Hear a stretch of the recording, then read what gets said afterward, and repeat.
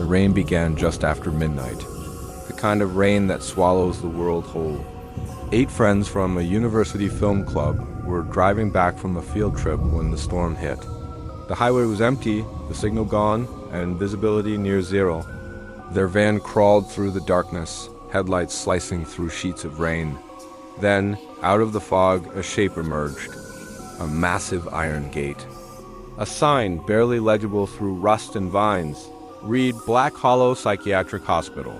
We should just stay in the car, Lena said, her voice laced with worry. We're gonna flood out here, Evan, the driver countered. Look, that building's dry at least. Maya peered through the rain-streaked window. Isn't this place closed? Josh, the group's resident joker, grinned. Hey, a haunted asylum? Perfect content for the channel. They laughed, but it was nervous laughter, the kind that hides a deep unease. The gate hung open just enough for the van to squeeze through. Inside, the grounds were a maze of cracked pavement and overgrown weeds. The asylum loomed ahead, 6 stories of stone and shadow. Half of it looked new, while the other half was decaying. A sign near the door read, Museum Restoration Project, temporarily closed. The main lobby was dry, cold, and filled with echoes. Dust swirled in their flashlight beams as old medical posters peeled from the walls. Evan broke the silence. We'll wait here till the rain slows. Everyone stay together. They unpacked snacks, blankets, and flashlights. Outside, the storm raged, a wall of wind and thunder. Then came the first sound. A single metallic clang, echoing from deep within a corridor. Did you hear that? Maya whispered. Josh tried to sound confident. Probably a loose door. But when he checked, every door was locked tight. That's when Lena noticed something strange. A faint light flickering down a hallway marked staff only. Curiosity always wins. Josh, Maya, and Lena decided to explore while the others stayed behind. They filmed everything, the camera light cutting through the thick dust. The corridor led to what looked like an exhibit under construction. Display cases were covered with white sheets, and a half-finished sign read, History of Black Hollow. Josh lifted a tarp, revealing a mannequin dressed as an orderly frozen mid-stride. Behind it, a door was slightly ajar. The plaque beside it read, Ward 7C, restricted. They said this wing was sealed, Lena said, her voice trembling. Guess they forgot to lock it, Josh replied, pushing the door open. The hinges screamed in protest. The air changed instantly, colder, heavier, like stepping underwater. Inside, the walls were lined with padded cells. Old medical charts were scattered on the floor, some with names crossed out, replaced only with numbers. A faint whisper threaded through the static on Josh's camera microphone. It was too soft to understand, but too real to ignore. Josh, please turn that off, Maya pleaded. Wait, listen, he insisted. Through the camera's lens, the hallway seemed longer, darker, and at the far end, a shadow shifted. Then, all 3 of their flashlights flickered and died at once. For a moment, there was absolute silence. Then, a single distant scream tore through the dark. Back in the lobby, the others jumped at the sound.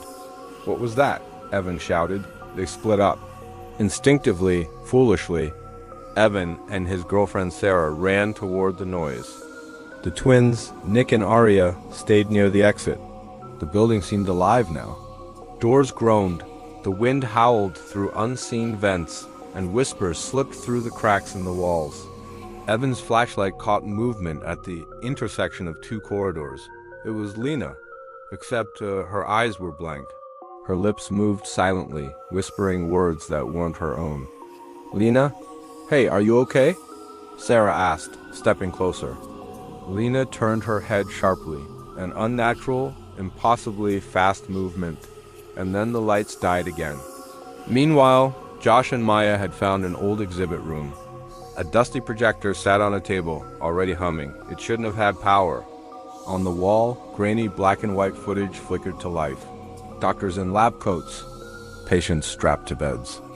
A chilling voiceover explained, Experiment 12, Induced Auditory Hallucinations. Subject demonstrates extreme fear response. The film glitched, jump cutting to static, then to the very hallway they were standing in. Only this time it wasn't empty. Shapes moved in the shadows. Pale hands pressed against the walls, as if trapped behind them.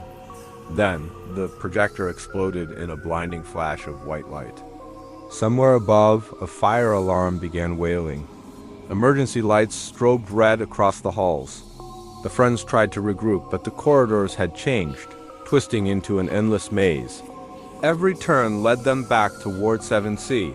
Aria's voice echoed faintly from the distance. "This way!" They followed, running past overturned wheelchairs, forgotten floor stands, and rusted bed frames. When they reached the source of the sound, the hallway was empty.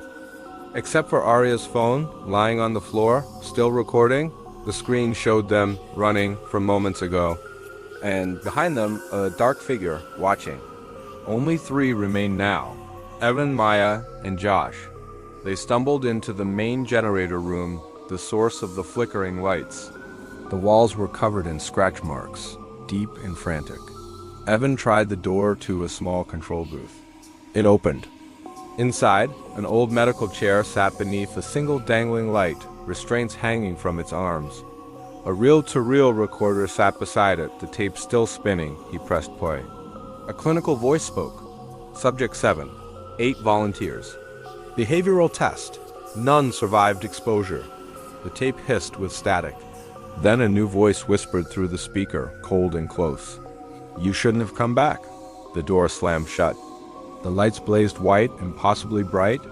The room filled with the echo of screaming, not theirs ancient, layered, and endless. When the noise finally stopped, only the storm remained. By dawn, the storm had passed.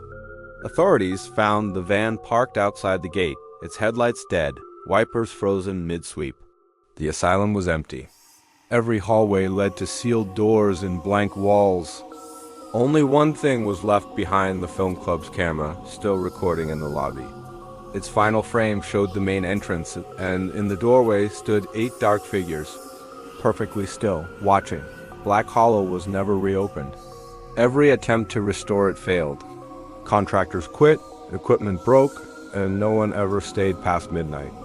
But sometimes, when a storm rolls across the valley, local residents swear they can see a light flickering behind those upper windows. And if you listen carefully through the wind, you might just hear a whisper asking, "Can you hear me?" Thanks for watching. If you enjoyed this story, don't forget to like, subscribe, and turn on notifications for more chilling tailies. Stay safe out there.